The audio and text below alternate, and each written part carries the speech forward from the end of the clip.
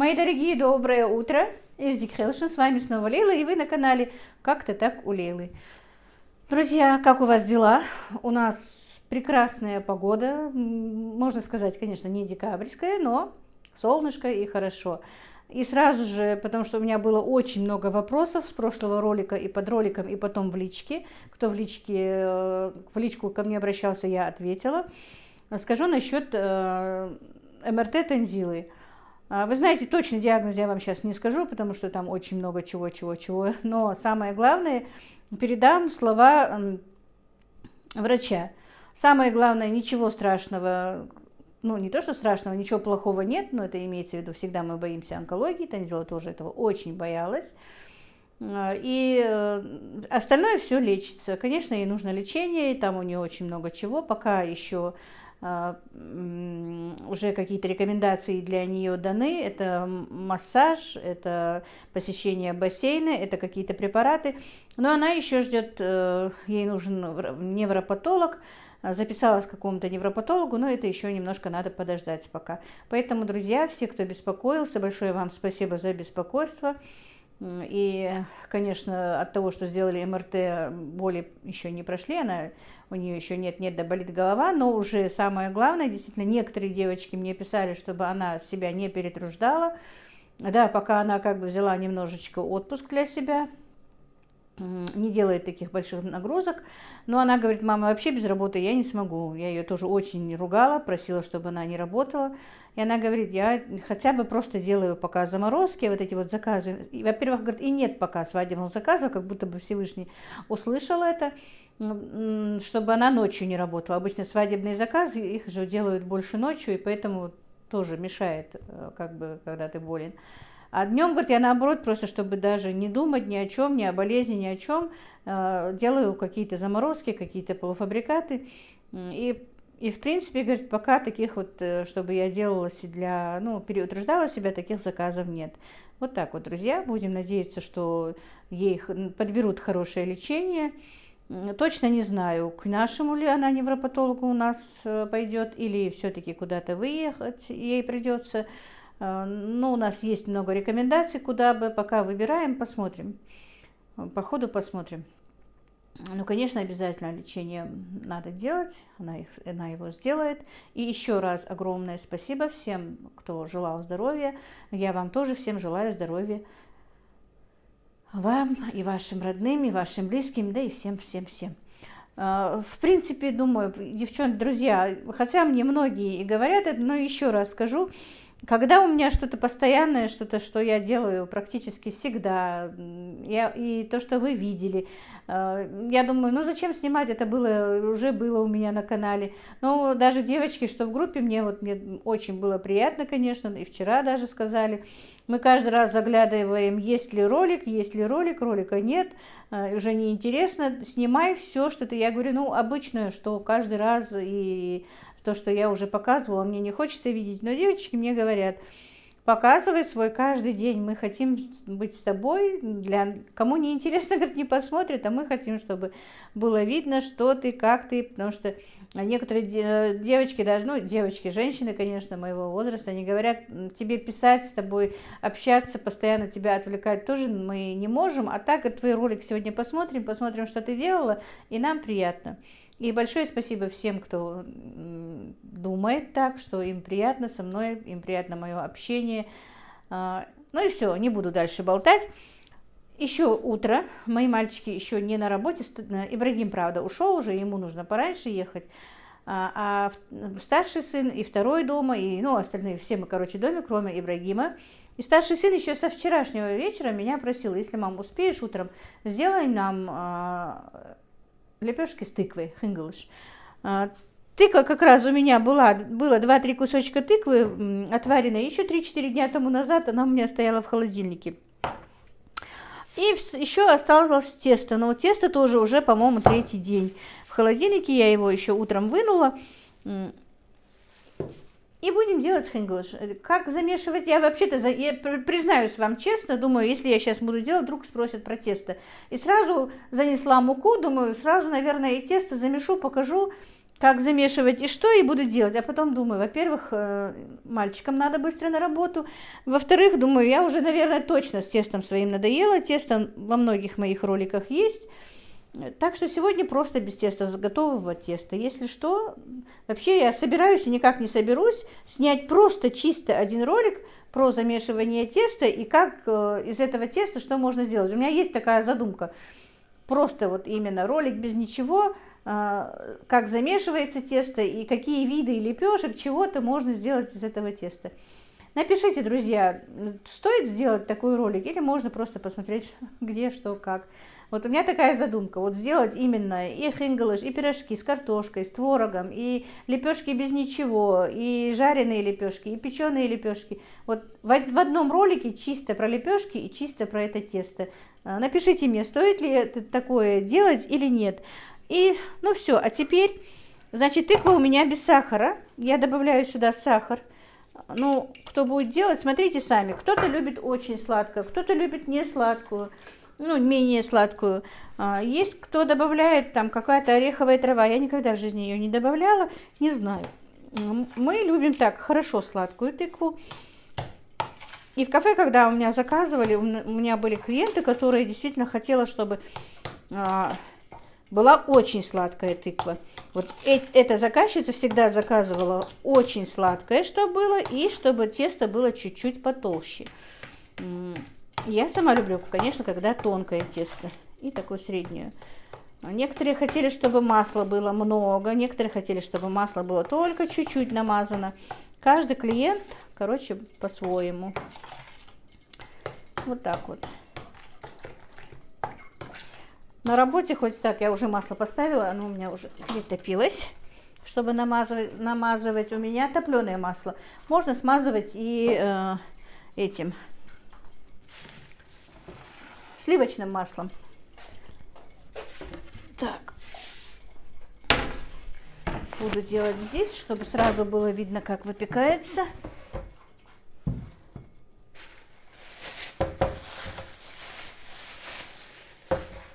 Так, сейчас я, наверное, камеру опущу, поставлю с той стороны, чтобы было видно. Так, ну и вот, друзья, приступим к нашему приготовлению хингалыш. Так. Тесто немножко холодненькое, хотя я его вынула вроде бы.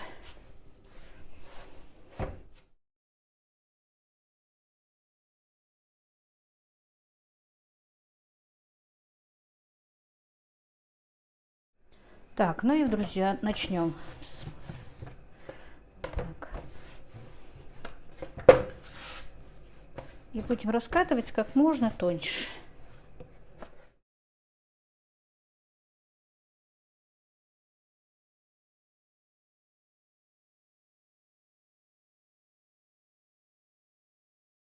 Вот, пока печется одна, раскатали вторую.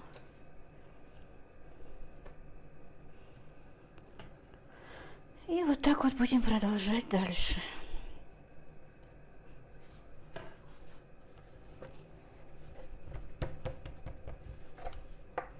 Обрезки теста тоже, друзья, не пропадают. Мы их добавляем к следующему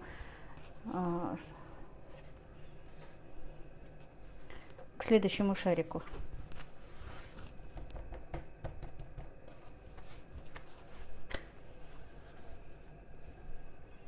Вот так. И остальные также продолжим. Так, и вот, друзья, смотрите, прежде чем положить вторую, видите, она испеклась уже, лепешечка наша. Ну, сейчас я камеру не смогу перевернуть. Вот, я стряхиваю бумажной салфеткой с лепешки муку.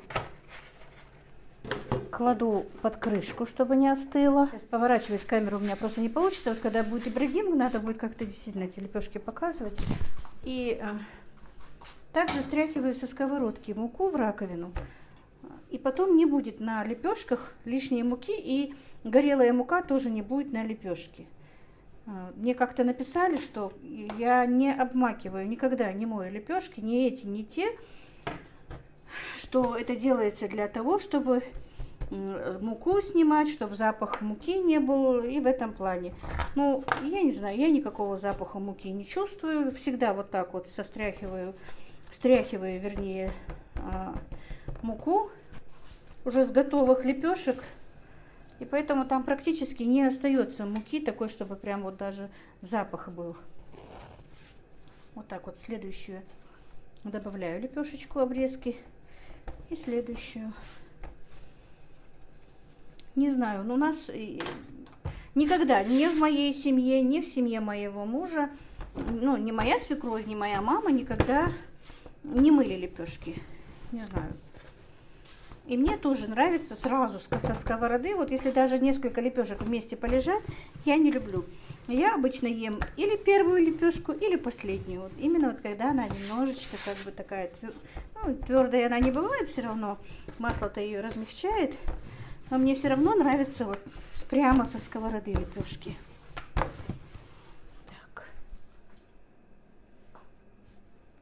Так, ну вот, друзья, у меня последняя получается лепешечка будет печься. Тесто осталось. Из него я просто сделаю лепешечку без ничего. И да, вот эти вот лепешки, что с творогом, что с картошкой, что с тыквой, нужно печь на таком хорошем огне. А вот лепешки без ничего, вместо хлеба, который мы печем, ну вот это, например, ее нужно печь на таком, и не на очень медленном, и не на очень сильном, среднем таком огне, чтобы потихонечку лепешечка доходила. Вот. Ну все, сейчас положим последнюю лепешку.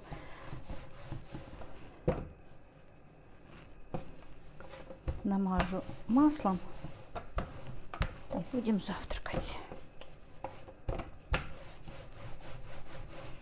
Просто тесто после холодильника, и тесто на сыворотке немножко крутое. И еще тут обрезков много.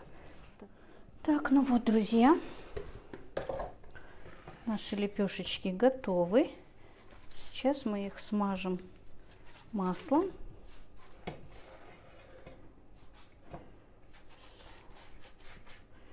И будем завтракать.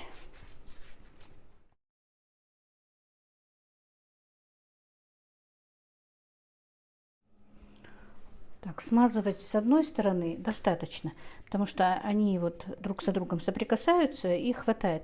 Если вдруг кому-то нужно больше масла, то мы обычно растапливаем масло и ставим на стол в кисушечки. Кому надо, тот макает. А иногда даже у меня мальчики просят вообще не намазывать ни лепешки, ни вот эти вот лепешки с тыквой, вообще не намазывать маслом. И они вот просто макают вот в растопленное горячее масло.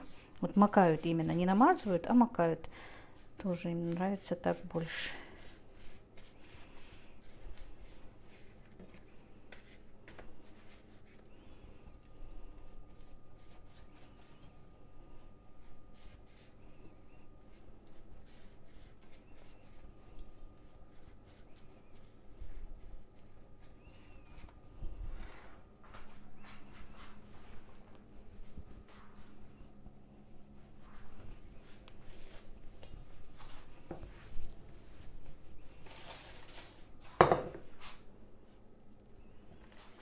Вот так вот.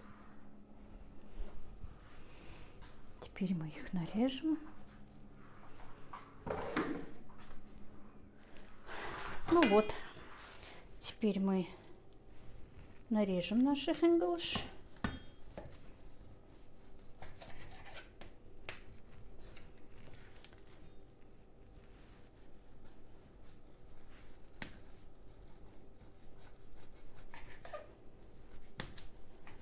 Вот так вот они с пылу с жару.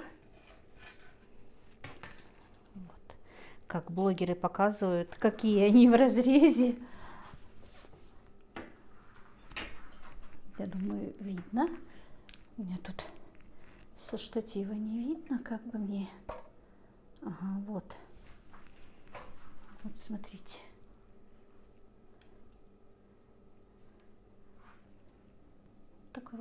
Вот такая тоненькая лепешка, и она очень вкусная, друзья. Ну вот, друзья, вот такой вот у нас сегодня завтрак. Сладкие English с тыквой лепешки с тыквой. Готовьте, ешьте. На здоровье. Мои дорогие, доброе утро. Эрзик Хелшин, с вами снова Лейла, и вы на канале Как-то так у Лейлы. Вышла подмести и вижу вот такую вот картину. Не Моська, Каспер с чужим котом делит территорию. У нас вот это вот всегда происходило с Моськой. Но Моська у нас уже старик и, походу, уже не так уж дерется с ними. А дерутся они из-за территории. Вот смотрите, послушайте их.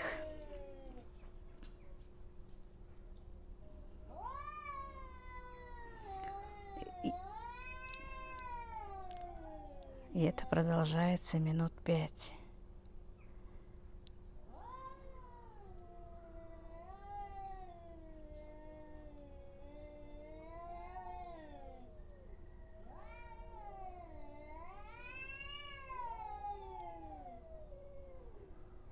Так, друзья, иду в магазин. Так, моя тень в тень видна.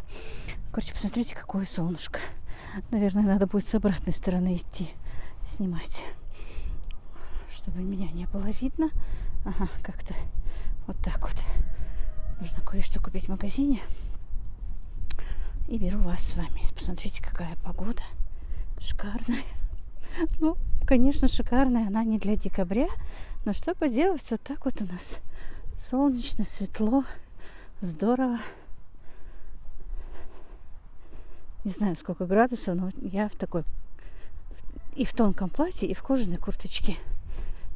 Ну так, нормально. Так, ну, друзья, мне много чего не надо. По мелочи. Но все-таки покажу вам, что у нас бывает в наших магазинах.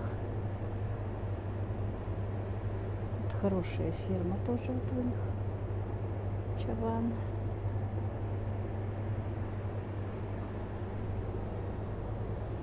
Так. Мне нужен кусочек сыра небольшой. Так.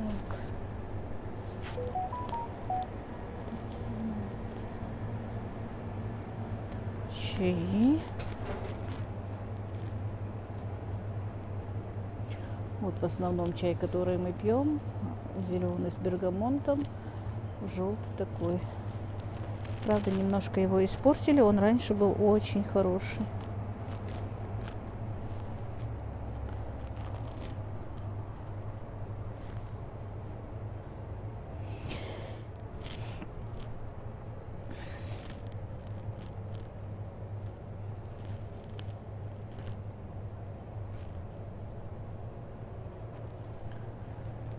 Так, ценников как таковых не ставят. Пишут прямо на них.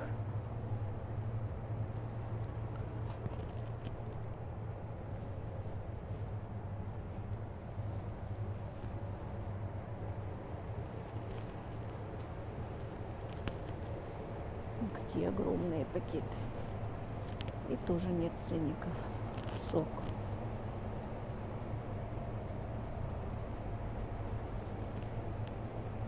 Двухлитровые.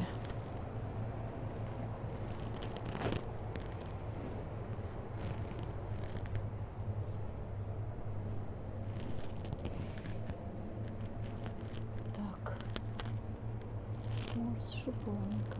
80 рублей.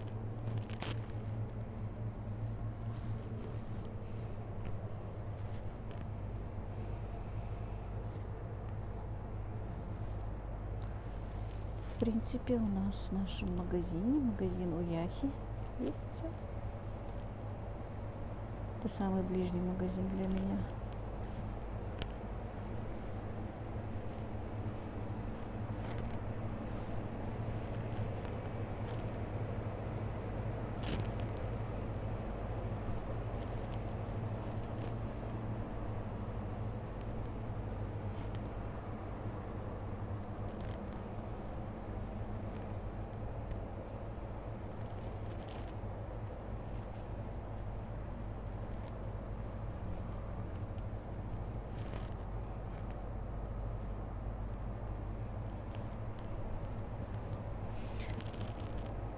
такие печенюшки. А фудех вейфуях? Лоток, да? И то, и другое? 250 лоток, и желтое, и белое яйцо.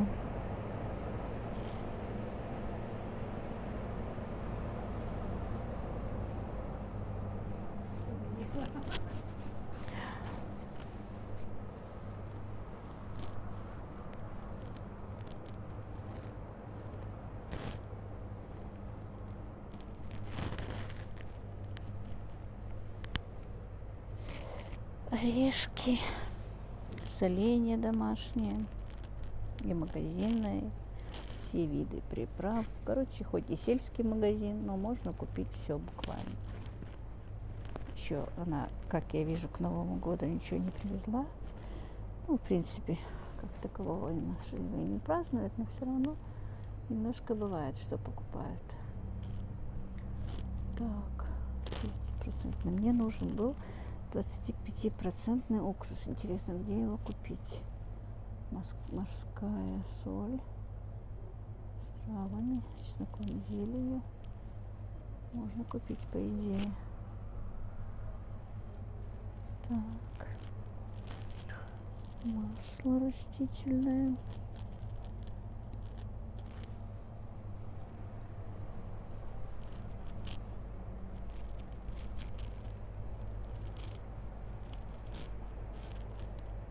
Так, мне нужно купить для посуды моющее средство. Ну и тут, видите, даже есть постельное белье. А, вот что мне нужно. В сарае лампочку. Сгорела лампочка.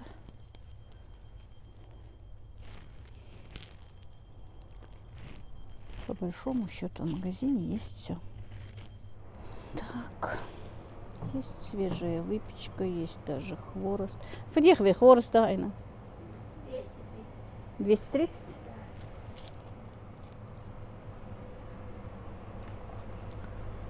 Торт Рафаэлла.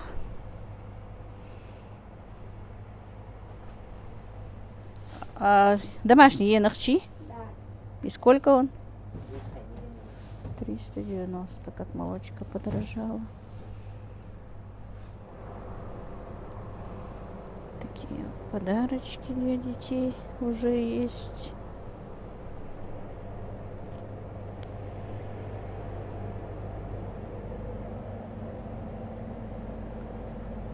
Махровый, карамелька. Черный принц, тортов навалом. Так. Есть рыбка.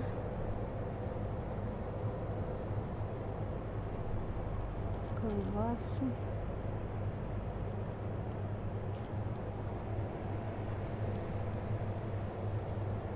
Кут мафадер. 370? Подешевее, да, царь? Курочка 370. Хорошо. Ну вот, друзья, небольшая моя покупочка. Ходила больше я за рисом и за этим сыром. Мне нужен был немножко сыр. И, ну и заодно вот обычно как, идем за одним, покупаем же по ходу что-то другое. Значит, купила крупы, у меня как раз закончились крупы. Это кукурузная крупа мелкого помола, вот такая вот. Ну, не манка, а чуть-чуть крупнее, чем манка. Но тоже очень вкусная, мне нравится. Также та же крупа, что я варила кашу, мы ее часто варим, она мне нравится. Ячневая крупа. Значит, купила 2 пачки вот такого вот риса. Такой за 65 и вот такой за 97. Ну, надо сладкий рис сделать. И вообще, когда делала голубцы, оказывается, у меня не было риса, и мне пришлось просить у соседки. Ну, чечевицы взяла. Вот такой пакетик 45 рублей. 2 серых хлеба. Ну и вот такие вот мелочевка. Не было у меня этой пленки в тот раз, когда Танзила приходила.